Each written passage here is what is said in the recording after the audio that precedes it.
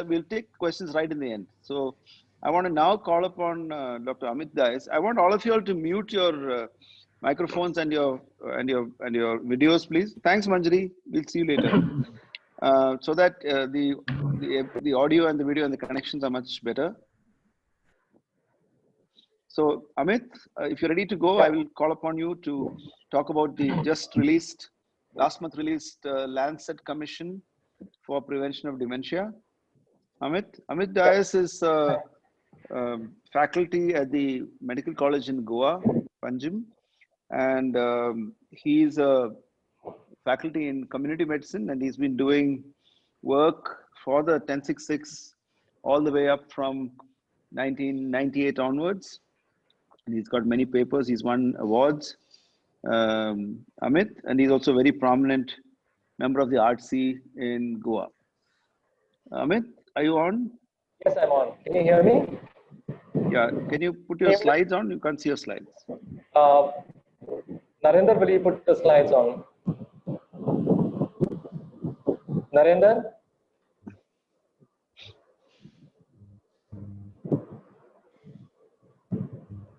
Narendra, can you hear me? Yes, I'm able to hear Hello. you. Yeah, I'm able to hear you. I'm just putting it on. Yeah, I'm just putting it on. I say next, you can change it when I say next. Yeah. So I'm just putting it on, so it is going to come on. Yeah, just a second. Yeah, great. So at the very beginning, let me thank Arti for having invited me to speak here. What I would like to say is that the presentation I'll be doing is the work of around 28 multidisciplinary team members. There were neurologists, psychiatrists, and researchers from around the world who sat for around 2 years to come up with the Lancet Commission report, which was published this last month. I thank Manjari because that was a wonderful presentation, just made wonderful slides, and actually has made my life very easy because much of what she is speaking is actually the evidence that we have as of today to say that dementia can be prevented. So that's the good news. And if you see the title of on the Lancet, it says something that it is never too late for an intervention and never too early for an intervention. So really, the point that Dr. Manjari was making, it's that the intervention should happen from the womb to the tomb. So you need to have these interventions. Many times people do research and have wonderful interventions, but they don't show an effect. And the reason why they're not showing an effect is because the intervention is happening later on in life. It's not happening at the right time. So the point I would like to make in this presentation is there is a time for all the interventions. It's never too late to intervene. At the same time, it's never too early to intervene as well. So what we'll be learning in this presentation is one, I'll talk about the individual risk factors that we have come up in the Lancet report. Now this is just the risk factors that we have evidence for. There could be many more risk factors that could be prevented, that could be targeted, and we could actually modify it in order to prevent dementia. But I'll just be speaking of the evidence that we have. I'll also be telling you about the population attributable factor. Now, this is a little complex term, and this is something that Dr. Manjari was also speaking about. If you remove the risk factor, what is the chances of, by what proportion would you actually decrease the chances of getting dementia? I repeat this, if you attack this risk factor or remove this risk factor completely, for example, if smoking is causing dementia, if you remove smoking as a risk factor completely, what is the chance of you decreasing? What's the proportion by which you would actually decrease the chances of getting dementia later on? So this is what we call a population attributable fraction. And at every risk factor, I have this red dot that you can see on your screen now. It shows you what is the chance by which, by attacking this risk factor, what is the chance by which you can actually reduce the chance of developing dementia. So the first risk factor, there are 12 risk factors that and I'll be speaking about all these 12 risk factors and also telling you about the population attributable risk, and also be telling you what are the implications for research and for policy and for the various chapters of RT. Where do we go by having this knowledge? So the first factor, very clearly mentioned by Dr. Manjari as well, you use it or you lose it. So it is one, childhood education is very important. Change the slide, please. I'll tell you when to change. Childhood education. Narendra, don't change the slide. I'm still on education. Previous slide. Yes. So less education is known to be an important risk factor for dementia. So if you actually see the new cohorts in the developed countries, in UK and the US, the new cohorts, the new elderly population, the age-specific incidence of dementia in them is actually less. This is good news. The age-specific dementia prevalence or incidence in the newer cohorts in the developed countries, UK, US, is actually lower than what it was, say, 20 years ago. Because see, there are changes in lifestyle, there are changes in education, in healthcare, as a result of which there is an impact of dementia in this population. What we saw in various studies done on education is that the maximum impact to have education have an impact on preventing dementia, the intervention has to happen earlier on in life. So this has to be less than 20 years.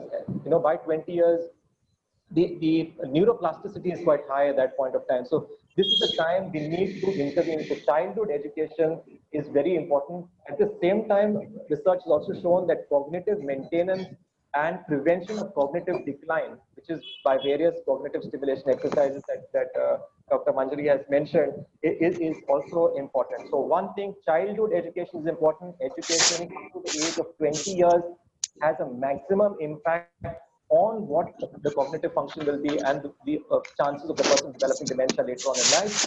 At the same time, it's also important to maintain cognition by cognitive stimulation exercises. So the type of job that the person is doing, the various kind of cognitive stimulation, like for example, whether you learn a new language, learn a new skill, all these play an important role. And this can actually have an impact on what happens to you later on. The next slide.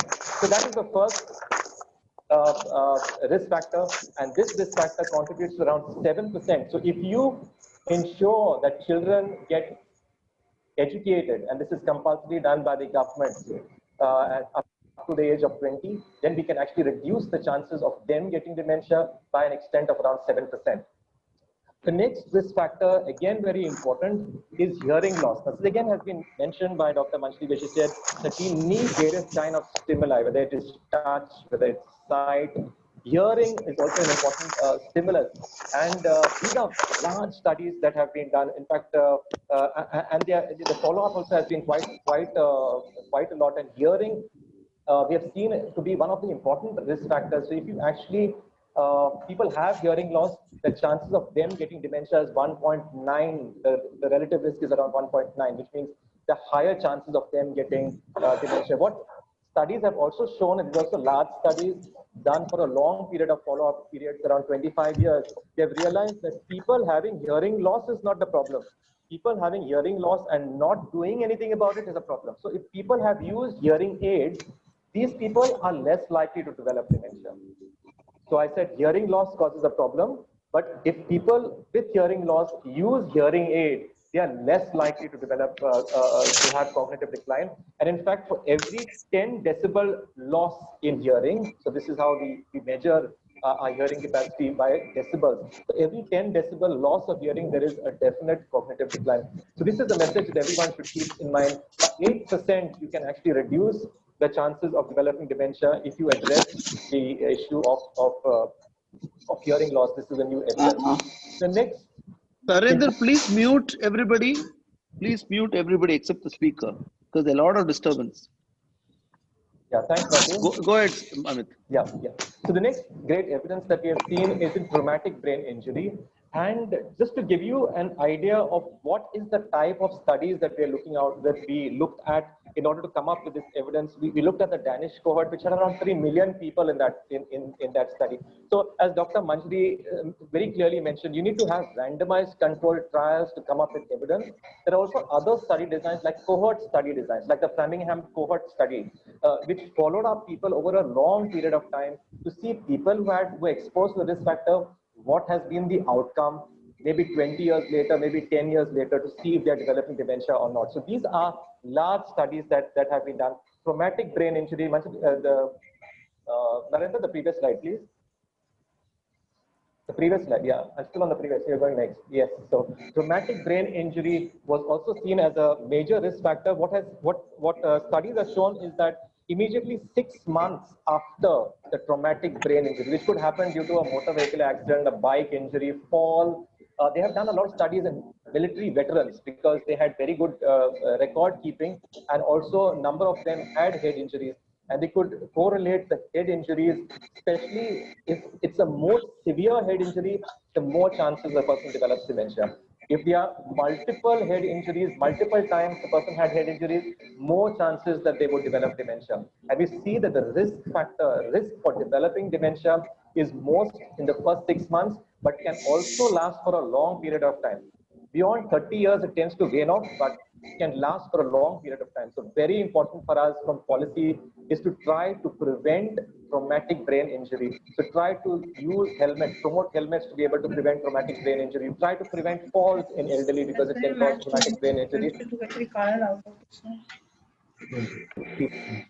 Yeah, so that is as far as traumatic brain injury. The next risk factor that we found having a significant impact is hypertension.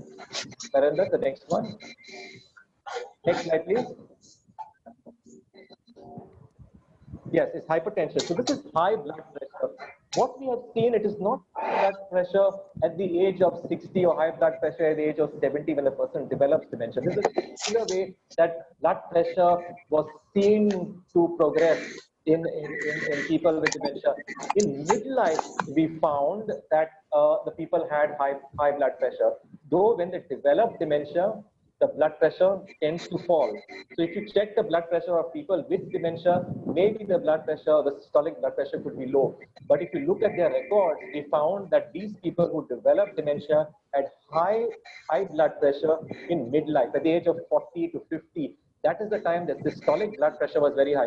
So again, the point we're making, if you want to intervene to prevent dementia, it's never too late. You can intervene at any point of time. You can control your blood pressure at any point of time. But if you intervene earlier on, if you intervene at midlife, this is the time you'll be able to have maximum impact. What they saw is the blood pressure more than 130 millimeters of mercury, systolic blood pressure more than 130 millimeters of mercury was having a high risk factor, significant risk factor on people. Again, a study on hypertension is done extensively on various cohorts. In fact, for this study, we also looked at the Framingham offspring cohorts, the offsprings of the people in the original Framingham study, and we found that this to be a very significant risk factor. The next risk factor is something that some of you may be very interested in knowing is whether alcohol is associated with dementia or not. And there is definite evidence again now to say that alcohol is associated with dementia. So I need to be very clear on how I put this, because it's not that just drinking alcohol causes dementia. There is a kind of a J-shaped curve as far as alcohol is concerned. But drinking more than 21 units per week. What is a unit of alcohol? It's around 10 ml of pure alcohol, 8 grams of alcohol. 10 ml of 8 grams of alcohol, which is 1 unit of alcohol. Why we say 1 unit is because our body takes 1 hour to digest 1 unit of alcohol. Okay, so therefore, if you drink too much of alcohol, it could cause a problem. The studies on alcohol, we were finding it very difficult to look at the evidence because many times, it is the same for smoking as well. People who drink alcohol had a higher chance of dying much earlier than the time that they would live to develop dementia. So they would not live that long to develop dementia. And therefore, studies would sometimes show that people who drink alcohol less likely to get dementia. But what we need to look at is did they live that long as to develop dementia. So if you look at that bias and control for that bias, then we see that there is definite evidence that drinking alcohol in excess caused dementia. Drinking more than 21 units per week was causing dementia. That does not mean that I'm saying you can drink less than 21 units very safely. I'm not saying this for sure. I'm definitely saying that drinking more than 21 units was showing that there was a risk for dementia. But the general guideline is that you should not drink more than 14 units of alcohol. What we saw in our studies is that drinking more than 21 units of alcohol per week increased the chance of developing dementia by almost around 20%, around 17% had an increased chance of developing dementia because of alcohol. So there is a definite, there's a risk factor as far as alcohol is concerned. 14 units is the cutoff for alcohol. If people are not drinking, please don't drink alcohol. But if you're drinking, then restrict the amount of alcohol. Don't drink too much at a time. This is 14 units spread over 1 week. That's what the evidence says. Going to the next one. The next one is also interesting. This is obesity. Obesity was also seen to be a prominent risk factor. And again, this is studies that followed up people for many years. They found, obesity is measured by the term body mass index. I'm not sure if everyone is familiar with this. Body mass index really means your weight in kgs upon the height measured in meters, and that's square. Weight in kgs upon height in meters square. Okay, about 30. If your body mass index is about 30, the relative risk of developing dementia was 1.3. So there's a high chances of people developing dementia if people are obese. If they are overweight and obese, then the high chances of developing dementia. If the body mass index is more than 30, we saw that this was associated with the high chance of developing dementia. In fact, there were many randomized controlled trials. You can't do randomized controlled trials and say one group that is in the intervention arm start increasing your weight because I want to see whether your weight is going to impact dementia or not. So we do what is called a reverse way of doing the study. So they had recruited people who are obese and encouraged people to reduce their weight.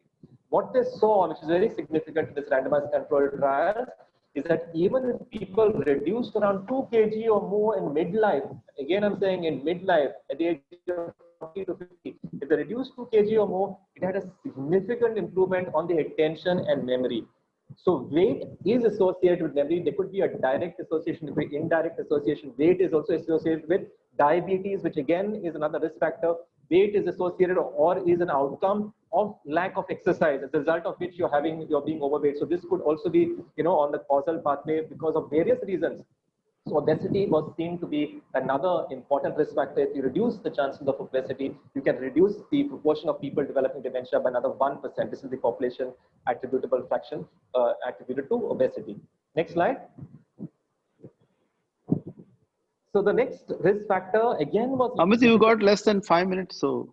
Oh yes, that's yeah. Okay, fine. The next risk factor was smoking, and smoking again was difficult to study because people who smoked a lot again would die early, and as a result of which it was a problem. We kind of realized that even if people stop smoking, even beyond the age of 60, there are studies that say within 4 years the risk of developing dementia decreases. So smoking is definitely another important risk factor. Around 5% you could decrease the risk of developing dementia in the entire population by addressing the problem of smoking. Go to the next slide, please. Depression again is another risk factor, and there are various ways by which depression could impact dementia. There are physiological ways or psychological mechanisms. Reverse causation could also be a problem because in these studies, and they tried to address these issues because of dementia, people could get depression because depression is part of that syndrome of people with dementia. But they realized that if you address the issue of depression, you can decrease the chances of people getting dementia to almost by 4%, which is again a very impactful intervention that we need to have. Next. Social isolation, again, something that has been talked about by Dr. Manjari. Some of the people who attended this are people from our memory cafe in Goa. And the whole reason why we have these memory cafes is to get people to meet other people. So people should not be socially isolated. What the studies that have shown studies that people found that if a person is lifelong single, the chances of getting dementia there's a relative risk of 1.4, which is quite significant. Widowed people also had a higher risk of developing dementia, the relative risk of 1.2. And there were a large number of studies and followed up over a long period of time, is that if you are socially engaged, the chances of reducing the chances of dementia is much higher. So people should be socially engaged, and you should attend various kinds of, meet other people and go to daycare centers and be involved in attending meetings or, so this will try to help you get socially engaged and try to prevent dementia. Next slide, please.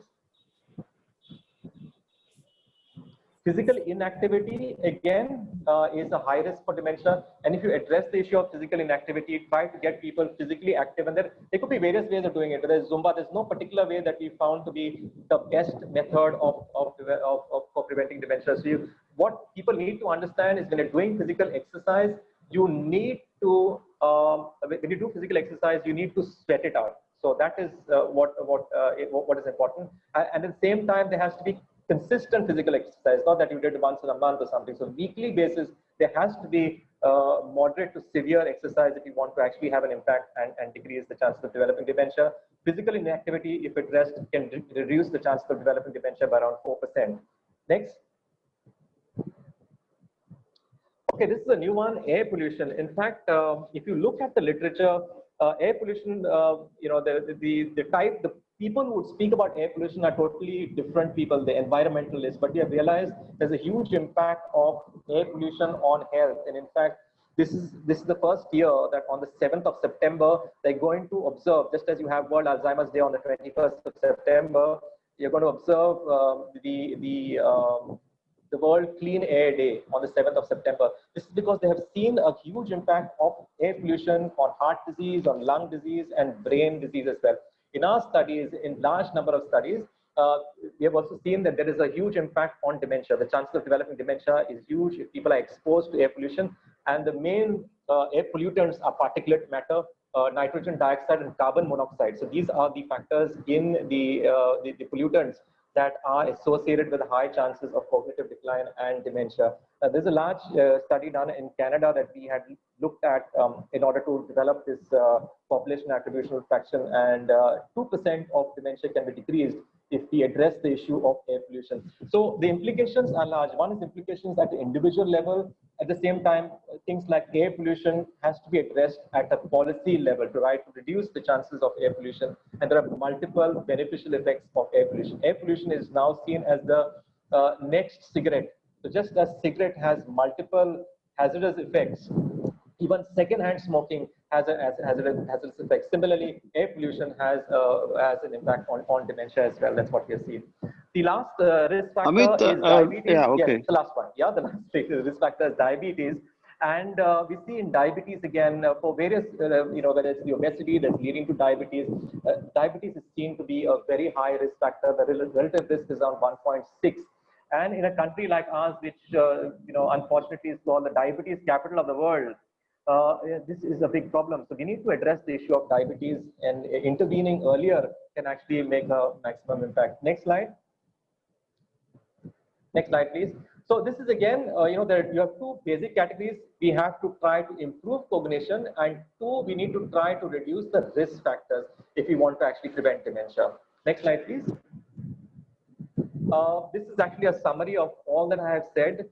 The point I'm trying to make is that we can reduce around 40% of all dementias. We can reduce around 40% of all dementias if we address all these risk factors. But all these risk factors, as you can see in this slide, should not be addressed at the age of 75. It should be addressed right from the beginning. So there are different times at which you would be trying to address various risk factors and prevent it in order to live a life free from dementia. Next slide. Okay, so the implications are huge for the low and middle income countries because one, we are an aging population. We are now, our life expectancy is increasing. The total number of people with dementia is on the rise. At the same time, we have a high burden of all these risk factors. So there are a lot of implications for India. At the same time, the good news is if we put in the preventive strategy, the maximum impact will also be in the low and middle income countries and countries like India. Because if we control diabetes, hypertension, obesity, improve physical activity, we can reduce the air pollution, cut down on smoking, we can have a maximum impact as far as dementia is concerned, and we can change the face of dementia or the whole trajectory of dementia that we are actually saying that we will be having a difficulty in trying to deal with it in the future. Next slide. Next slide. Okay, next. Okay, excellent. So the point I'm trying to make, since I'm totally out of time, is that there are a number of implications that I've kind of spoken about what the implications are at an individual level. At the same time, implications for policy, try to maintain systolic blood pressure less than 130, encourage hearing aids in people with hearing loss, or try to reduce hearing loss in the first place, reduce the exposure to air pollution. Even secondhand tobacco smoke is bad. First hand is definitely bad, but secondhand tobacco smoke is also bad. Prevent head injury, use helmets, limit alcohol drinking to less than 14 drinks weekly, avoid smoking. Smoking cessation activities have to be encouraged for various benefits would be there because of that. Provide children with primary and secondary education. There's a question on what is LMIC. It's low and middle income No, country. we will take the Use questions in the facilities. end, Amit. Amit, Yeah, we okay, are not sure. taking And questions sustain now. midlife. Yeah, this is it. This is it. And sustain midlife and possible late life physical activities. If you do this, you can actually prevent 40%. That's the good news that we have.